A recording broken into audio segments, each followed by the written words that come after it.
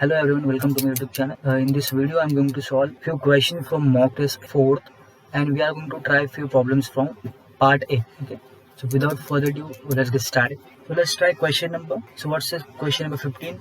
If the product of three consecutive integers, positive integer, is equal to their sum, then what will be the sum of their squares? Okay. Suppose the consecutive integers are a minus 1, a, and a plus 1. These are consecutive integer. If they are asked what is a consecutive even integer, then what would we have written? A minus 2, a and a plus 2. Okay. Now what they are saying their product is equals to their sum. Okay. So if I solve this further, I'll get a minus 1, a and a plus 1. Means what? This a minus 1 and this a plus 1. What will be their product? A square minus 1 into a. And on right hand side, this minus 1 and plus 1 will get cancelled. I will have 3a. Okay. Now this a and this a will get cancelled, and we will left with a square minus 1 equals to 3. That means a square equals to 4. Now say they are asking about positive integers. Means what? A cannot be negative. That means what? Possibilities for a is plus 2 and minus 2, but we have to take plus 2 because they are asking about positive integers. Okay. So a is 2. Now what will be our three integers? If I substitute simply a equals to 2 throughout, I will get a minus 1. Means what? 2 minus 1 will be 1. Second integer will be 2. And third integer will be 3. Okay. So these are the integers. And now they are asking what will be their square, sum of their square. So if I take the sum of their squares, what will get? 1, 4 and 9. So answer will be this 5 plus 9, 14. So answer second will be correct. Okay. So for 15, answer second will be correct. Okay. Let's look at next question. Question number, let's say 14. Okay. So what they are given, what is the remainder when we divides this number? What is the number? 3 raised to 2, 5 and 6 is divided by 5. Okay. Now see, whenever this kind of question asked in exam, what is the remainder? So what do I have to do? We have to use Euler equation. Now see, 3 and 5 are co-prime with each other. So I can write as 3 raised to 5 of 5 equals to 1 modulo 5. Okay. So this is Euler equation. Now what is the 5 of 5? 5 of 5 nothing but this is 5 function modulo. So 5 of 5 is always 4. Okay.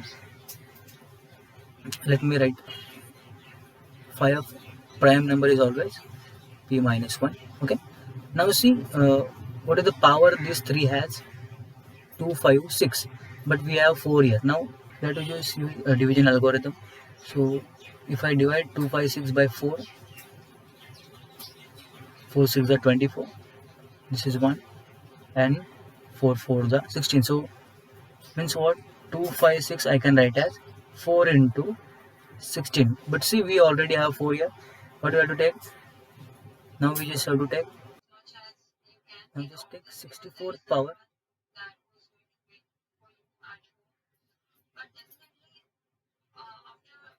on the both side. Okay.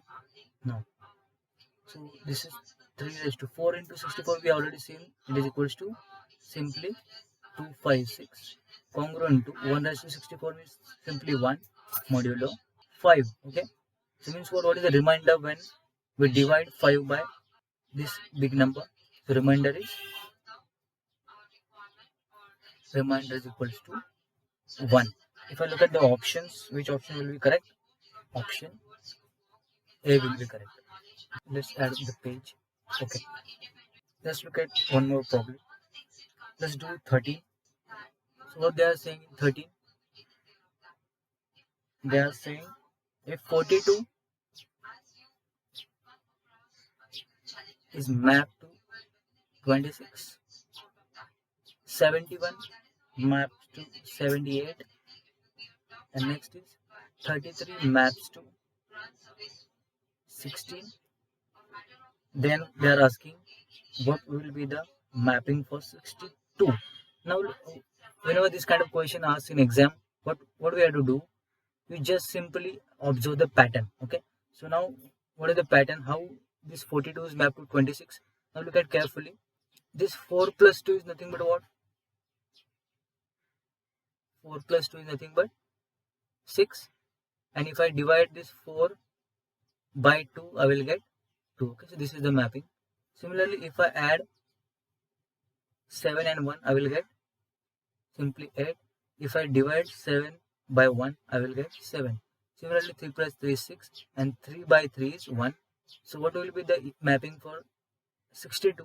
6 plus 2 will be simply 8 and 6 divided by 2 will be 38. So 38 is the correct answer.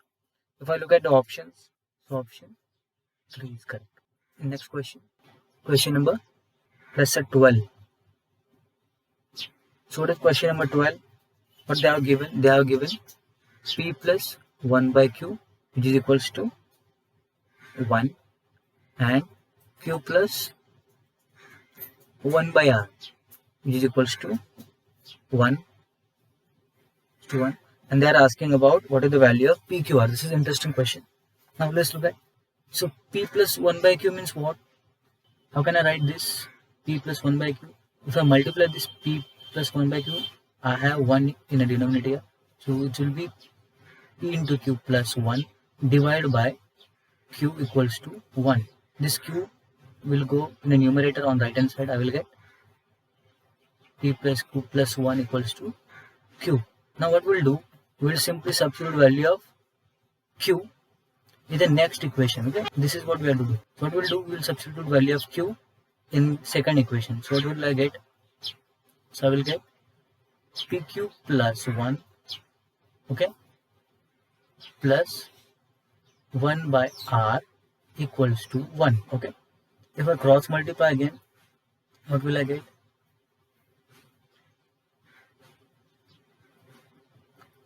Before we cross multiply, you can simply eliminate this 1 and 1. Okay, cancel this 1, right hand side and left hand side. What will you get? You will simply have PQ plus 1 by R equals to 1. Okay, now you cross multiply, you will get PQ R plus 1 divided by R equals to, so you will have 0 in the right hand side. Okay, so then this R into 0 will be 0. Then what will you get?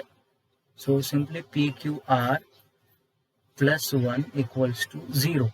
And then if I take this PQR to the left hand side, you will get bam, it's minus 1. So PQR is equals to minus 1. Okay, so if I look at the options, option A first will be correct. Okay, so for 12, first is correct.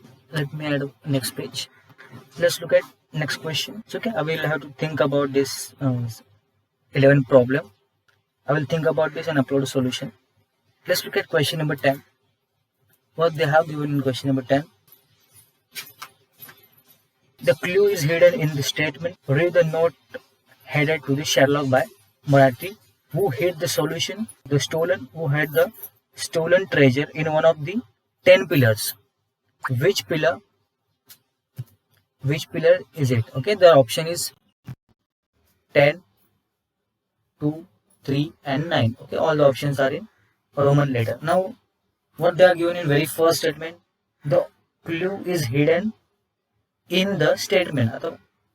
Now the hidden, look at this statement very carefully. The clue is hidden in the statement. Okay, now look at carefully. This en and this in. What does it make? En, in. If I rearrange this word, I will get ni, ne. Means what? 9. And how do we write? So this is how, okay? Isn't it interesting? So if I look at the options, what will be the answer? Answer 4 is correct. So fourth option is going to be correct. Okay. Let's look at next question. So okay, ninth question. What they are saying in ninth question? How many 9-digit positive integers are there such that the sum of the square of whose digit is 2? Okay. So how many 9-digit? Okay. So we have to construct 9-digit number: 3, 4, 5, 6, 7, 8, 9. Okay. So 9-digit number we have to construct such the sum of the squares of whose digit is 1. Means what? If I take any digit, sum of the squares should be 2. Suppose AIs, if I'm choosing digits in each slot, namely A1, A2, A3, and if I take square of those all AIs and sum those, I'm going to get sum as equals to how much I'm getting sum of digit going to be 2. So what can be possibilities for AI? AI can be either 0 or 1. It cannot be other than 0 or 1. Why? Because sum of square is 2. Okay. So I can either fill in this slot either as 1 or 0. Now see, they are saying our number must be 9 digit. Means what?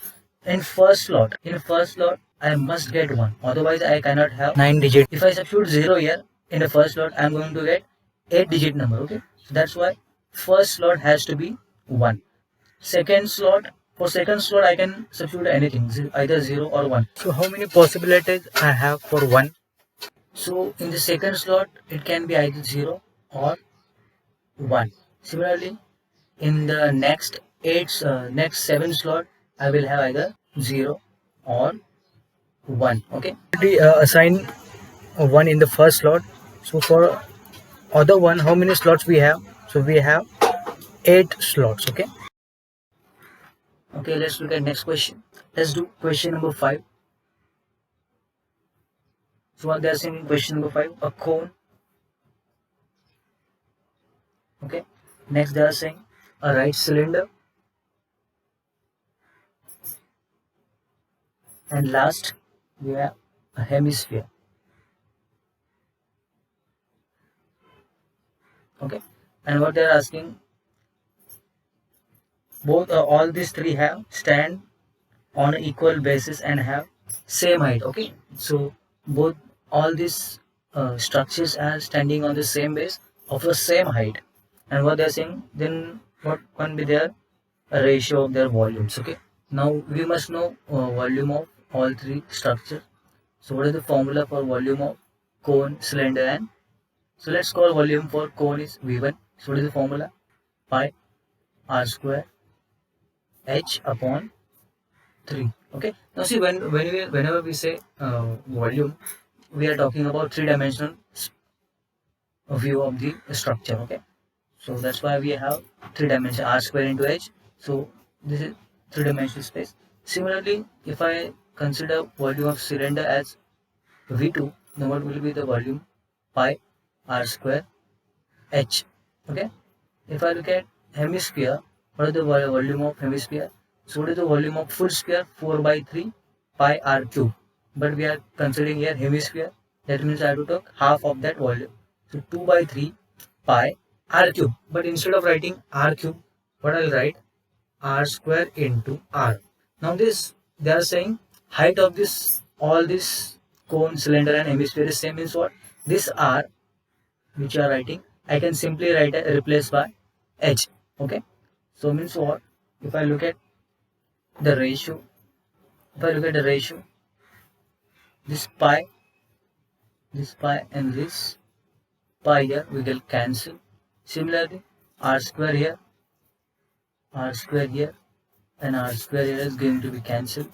And lastly, this height and this r is nothing but our height of this hemisphere is also going to be cancelled. So what we are left with? We are left with 1 by 3 raised to 1 raised to 2 by 3. Now say, what is the LCM of all these three? So 3, you simply multiply by 3 throughout. So I will get, if I multiply throughout by 3, I will get 1 raised to 3 raised to 2. Okay, this 3 and 3 will get cancelled in first and the last term. So what is the ratio of their volumes? 1 raised to 3 raised to 2.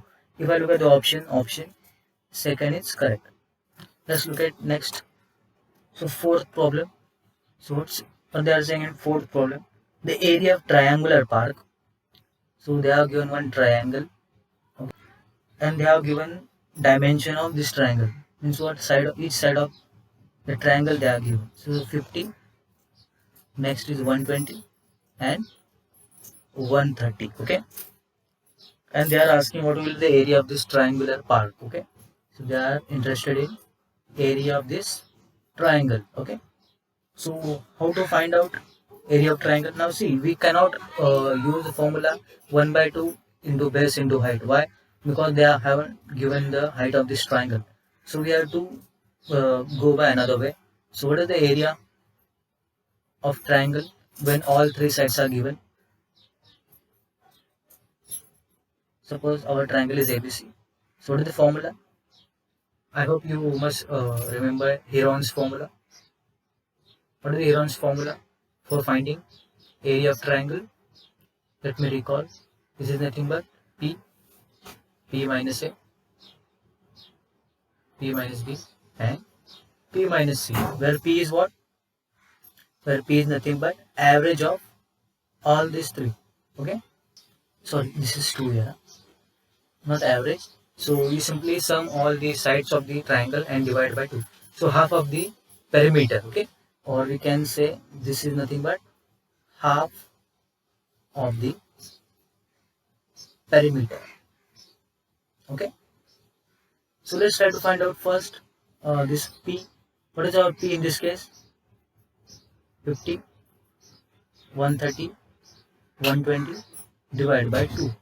So 50 plus 130 is nothing but 180. 180 plus 120 is nothing but 300. Okay, if I divide by 2, I will get 150. Okay, so P is our 150.